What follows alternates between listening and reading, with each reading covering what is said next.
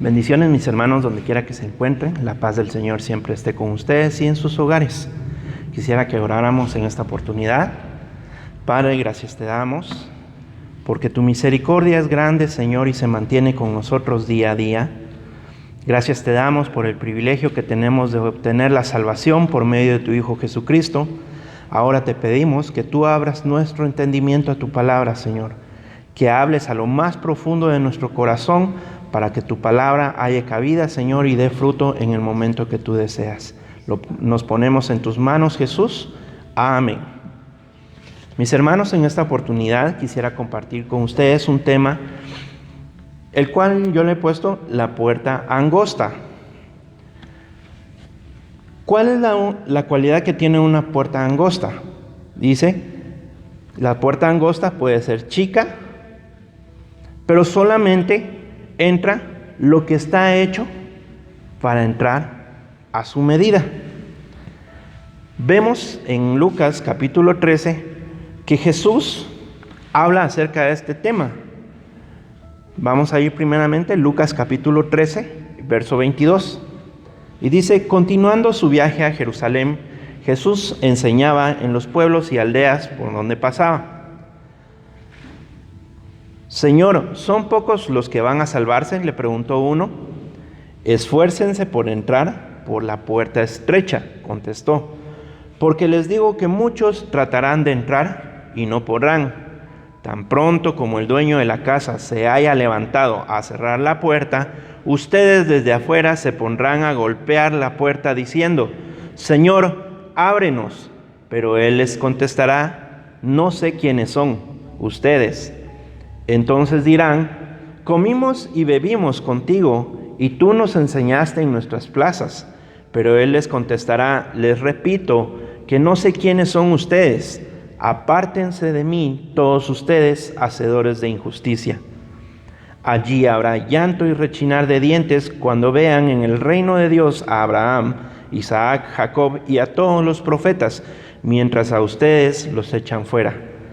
Habrá quienes lleguen del oriente, quienes lleguen del occidente, del norte y del sur, para sentarse al banquete en el reino de Dios. En efecto, hay últimos que serán primeros y primeros que serán últimos. En esta ocasión, Jesús hablaba a las personas que muchas personas van a tratar de entrar al reino de Dios pensando que la puerta es ancha, mas no es así.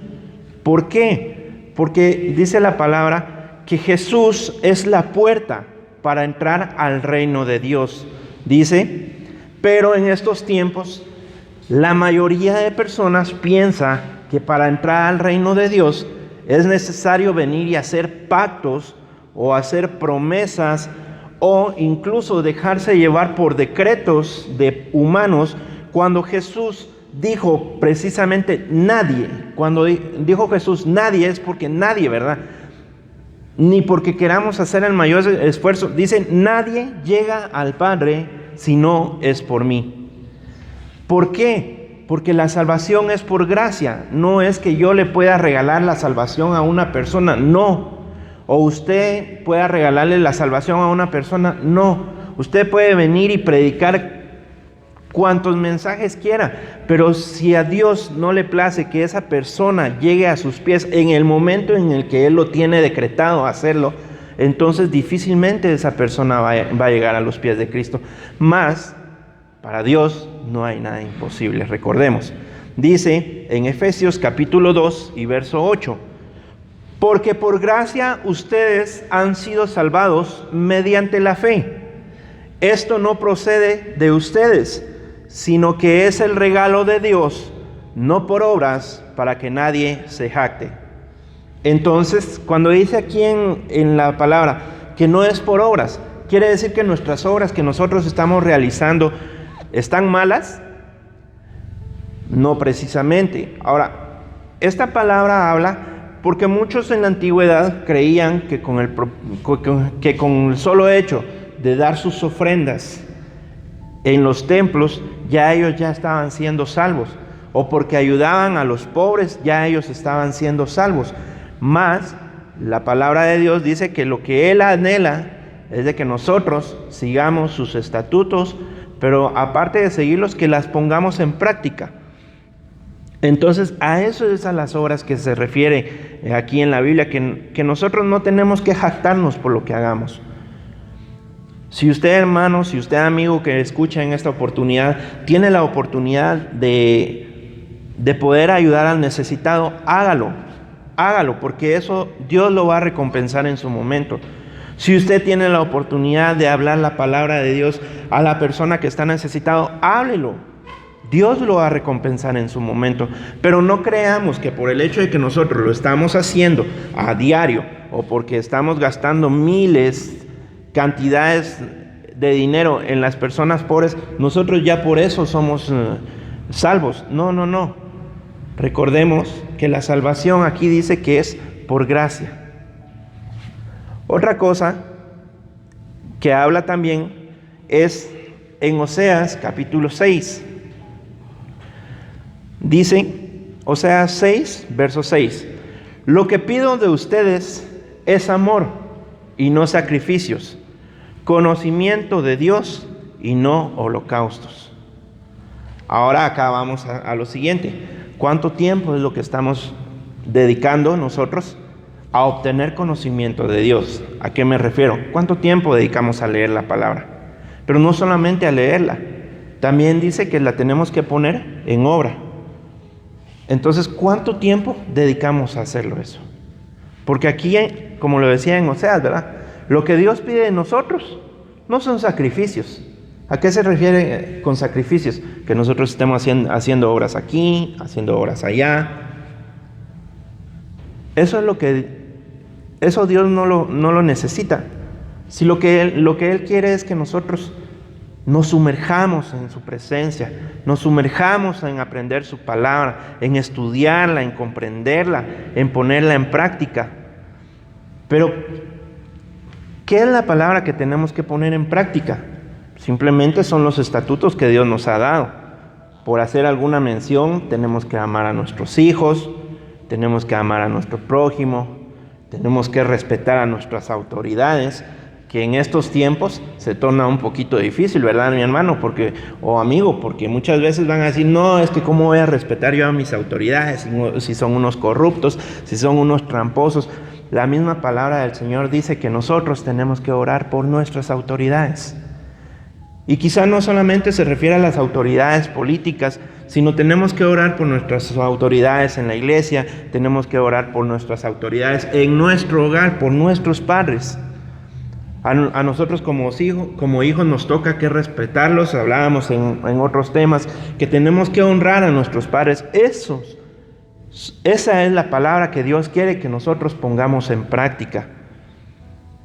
Dice amar a las esposas, esposos amen a sus esposas, esposas honren a sus esposos, obedezcamos la ley de Dios. Muy fácil es decir, yo voy a ofrendar porque esto es lo que le agrada a Dios.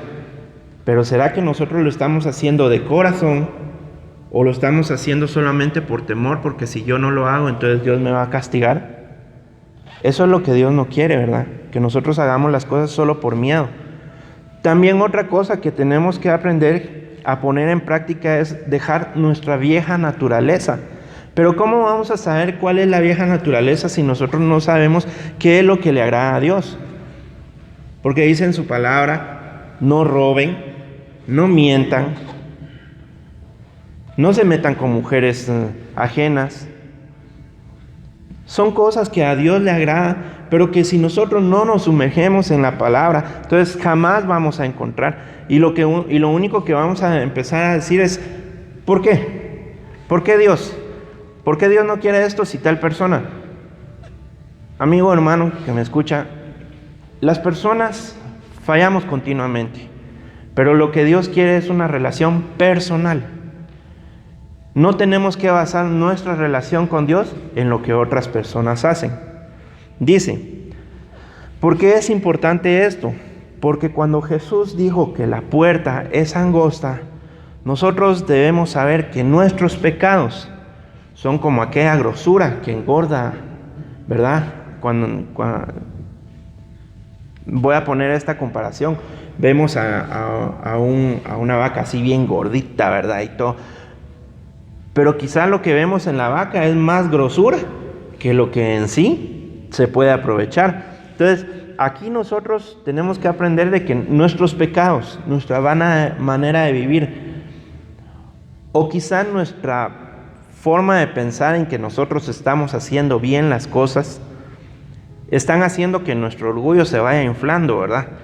Que nosotros tengamos un mayor concepto de nosotros mismos y no nos ponemos a ver qué es lo que Dios está pensando en nosotros. Entonces, cuando nosotros venimos y nos inflamos, ¿verdad? Un poquito, eso hace que nosotros no podamos entrar por esa puerta angosta. ¿Por qué? Porque es, como les decía al inicio, ¿verdad? La puerta está hecha a una medida y uno va a entrar solamente si llega a obtener las medidas necesarias. Dice, nosotros no necesitamos de un sacerdote físico que venga a quemar sacrificios delante de Dios para que nosotros podamos entrar como lo hacían antiguamente. ¿Por qué? Porque ya Jesús, mediante su sacrificio, ya Él permitió que nos dio puerta abierta para que nosotros entremos. Pero no podemos entrar, no podemos pretender entrar por esa puerta sin dejar esas cosas que nos hacen vernos un poquito más gorditos, ¿verdad? Que nos evitan entrar con libertad. ¿Y qué cosas son esas? Orgullo, vanagloria, amor a las riquezas, mentiras, peleas, conflictos. Ahora bien, hay un caso en la palabra de Dios de un joven que Jesús está predicando y el joven se acerca y le dice, bueno Señor, yo ya hice todo, ¿y qué me falta para poder entrar? Entonces, eso lo podemos ver en Mateo 19. Dice en el verso 18, la segunda parte dice, no mates, no cometas adulterio, no robes, no prestes falso testimonio. Honra a tu padre y a tu madre y ama a tu prójimo como a ti mismo. Todos esos los he cumplido, les dijo el joven.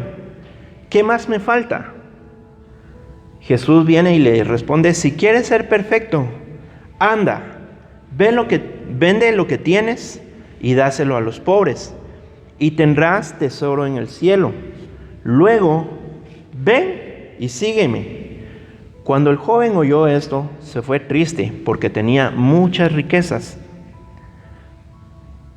Les aseguro, comentó Jesús a sus discípulos, que es más difícil para un rico entrar en el reino de los cielos. De hecho, le resulta más fácil a un camello pasar por el ojo de una aguja que a un rico entrar en el reino de Dios. Acá podemos ver una situación. El joven rico quería seguir a Jesús. ¿Su anhelo era genuino? Sí, era genuino.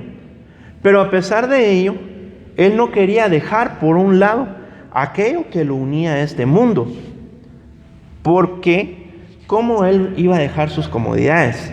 Pareciera algo similar a lo que nosotros a veces nos pasa, ¿verdad? Que nosotros queremos venir, seguir a Cristo, pero como tenemos nuestras comodidades, puede decirle comodidades físicas, pero quizá las comodidades a las que se refiere es de que tenemos herencias que no queremos dejar, ¿verdad? Ah, no, hermano, es que cómo yo voy a cambiar mi carácter si yo soy igualito a mi papá. Ah, no, hermana, es que cómo yo voy a cambiar mi carácter si yo soy igualita a mi mamá. Esas son comodidades que llegamos a obtener nosotros porque creemos que con eso podemos sobrevivir. Mas sin embargo, Dios nos dice en su palabra que tenemos que ir dejando morir esa vieja personalidad para que la nueva naturaleza, que es la de Cristo, vaya creciendo en nosotros día a día. Entonces, otra cosa muy importante, que en la antigüedad se le llamaba, ¿por qué Jesús hace este comentario, verdad? Porque antiguamente dice que se hacían algunos orificios entre las montañas que eran caminos para pasar de una montaña a otra, pero dice la cualidad perfecta que tenían estos orificios era que solamente cabía una persona. Y a eso era lo que ellos le llamaban ojo de aguja. Entonces quizá Jesús también decía esto, ¿verdad? Bueno, haciendo referencia de que nadie puede entrar en una puerta estrecha si quiere llevar un montón de cargas. Nadie. Entonces, ¿qué es lo que Jesús nos enseñaba? ¿Quieres entrar por la puerta estrecha? Deshazte de todo aquello que te incomoda, de todo aquello que no te va a dejar entrar por mí. En la Biblia podemos encontrar dos ejemplos. No solamente estos dos, podemos encontrar infinidad, pero yo me quiero enfocar solamente en estos dos ejemplos. Dice, el primero es Job. Job era un hombre que tenía infinidad de bienes, era rico, pero viene Dios y permite que el diablo destruya todo lo que él tiene. Y entonces viene un punto en donde Job dice, está en Job capítulo 1, verso 21, y dice, desnudo vine a este mundo, y desnudo voy a salir de él. El Señor me lo dio todo, y el Señor me lo quitó. Bendito sea el nombre del Señor. ¿Por qué Job se puso en este plan? Porque se dio cuenta que si él quería agradar al Señor, todos esos bienes, todo eso a lo que él se aferraba, tarde o temprano lo iban a terminar alejando. Entonces, por eso Job llega a un punto en donde dice, desnudo vine y desnudo me iré. O sea, de nada me sirve tener esto si al final cuando me muera no me lo puedo llevar. Entonces, ¿de qué nos sirve tener orgullo? ¿De qué nos sirve tener un mal carácter? ¿De qué nos sirve vanagloriarnos de que somos iguales a X o Y familiar? Si eso mismo es lo que nos está alejando de que nosotros podamos entrar por la puerta estrecha que es Jesús. El otro caso que podemos ver está en Filipenses 3 y verso 8. Y aquí habla Pablo, dice, aún más, a nada le concedo valor si lo comparo con el bien supremo de conocer a Cristo Jesús, mi Señor. Por causa de Cristo lo he perdido todo y todo lo considero basura a cambio de ganarlo a Él. Entonces, vemos los dos casos allí de dos varones que tenían infinidad de riquezas. Pablo, antes de ser Pablo, era conocido como Saulo de Tarso. Era uno de los mejores fariseos, se podría decir. Él dice, yo era fariseo entre los fariseos. Tuvo al mejor maestro, era muy conocido. Con solamente nombrar su nombre, Saulo, ya los miembros de las iglesias temblaban porque sabían que Saulo era un hombre duro. Y esa era una reputación para él que quizá en su momento decía, todos me tienen miedo. Pero tuvo que venir la humillación de parte de Dios para la vida de Saulo y la conversión para que él ya no fuera Saulo, sino que fuera Pablo. ¿Para qué? Para que la vieja naturaleza, esa naturaleza de hombre se quedara ahí y que la naturaleza nueva de Dios fuera creciendo. Que le haya sido fácil, no le fue fácil, pero lo logró. Entonces, así mismo nos puede pasar a nosotros, hermano o amigo que me escucha en este momento. ¿Va a ser fácil? No, no va a ser fácil. ¿Va a ser imposible? Tampoco. ¿Por qué? Porque para Dios no hay nada imposible. Él nos dio la oportunidad de poder venir a los pies de Cristo. Nos dio también la bendición de enviarnos al Espíritu Santo para que Él sea nuestro guía. Entonces, no va a ser imposible. ¿Que va a llevar su tiempo? Sí, es cierto, va a llevar su tiempo, pero también va a depender de nosotros qué tan rápido queramos llegar o qué tan lento queramos llegar. Ahora viene aquí algo muy importante. No creamos que por estar todos los días en la iglesia, eso nos va a salvar. ¿Por qué le digo esto? Porque lo que Dios quiere de nosotros es no solamente que vengamos a las iglesias o que vayamos a las iglesias y nos sentemos, que dejemos pasar ahí el tiempo de alabanza, tiempo de prédica y nosotros así, o estemos entretenidos en algo más. No. Dice la palabra que Jesús dijo en un momento: toda planta que no da fruto a su tiempo, mi Padre la va a cortar. ¿Por qué? Porque siempre va a haber un tiempo estipulado para dar frutos. Quizá para algunos van a ser momentos difíciles cuando vayan a tener que dar frutos. Quizá para otros van a ser momentos de mucha abundancia cuando ellos van a dar frutos. Pero siempre vamos a tener que dar frutos.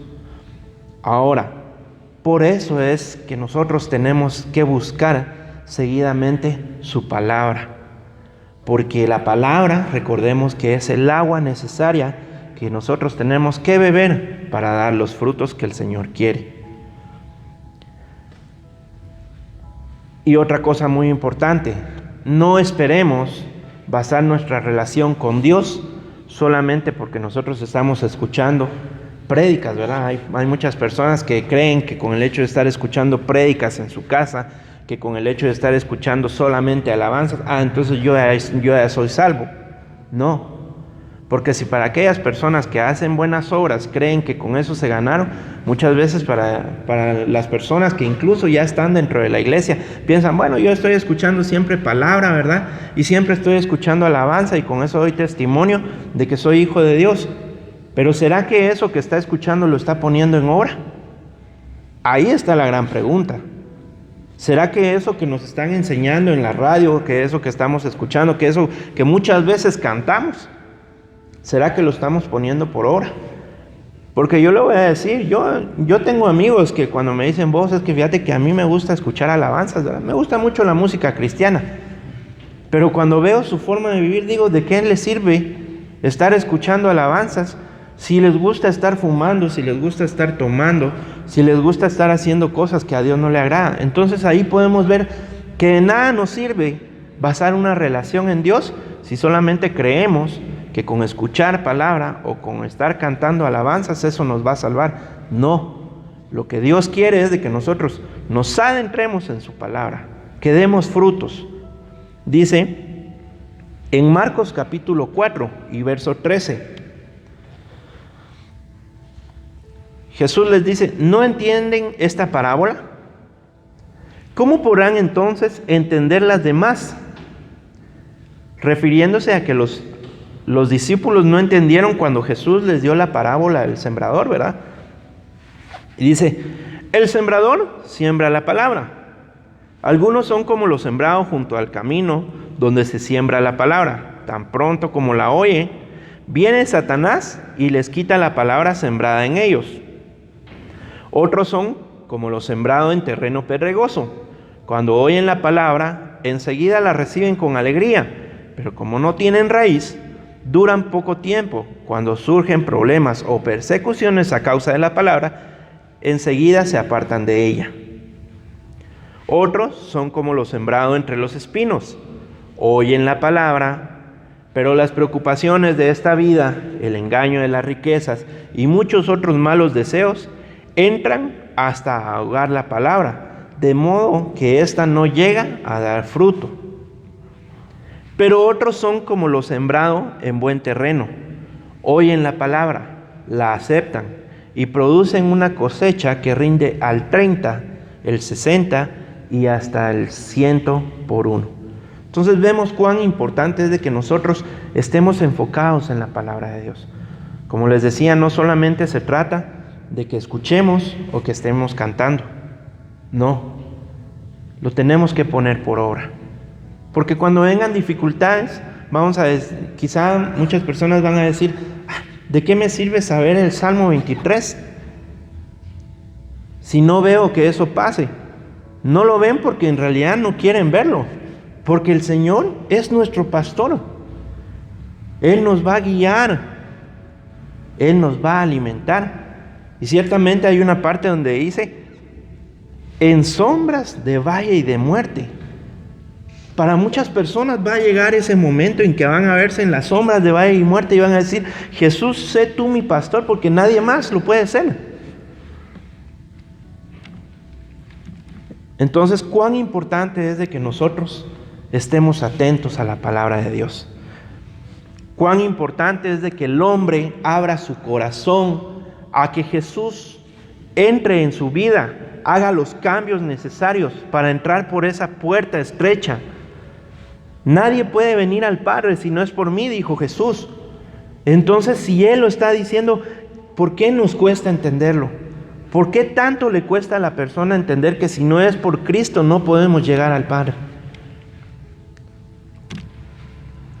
Ya como conclusión, dice, la puerta de entrada es personal. No pensemos que por el hecho de asistir a una iglesia desde pequeños, porque nuestros papás nos llevan a la iglesia, podemos entrar por esa puerta sin antes aceptar a Cristo como nuestro Salvador. Aquí viene una pregunta, ¿verdad? ¿A cuántos nos han llevado a la iglesia desde pequeños?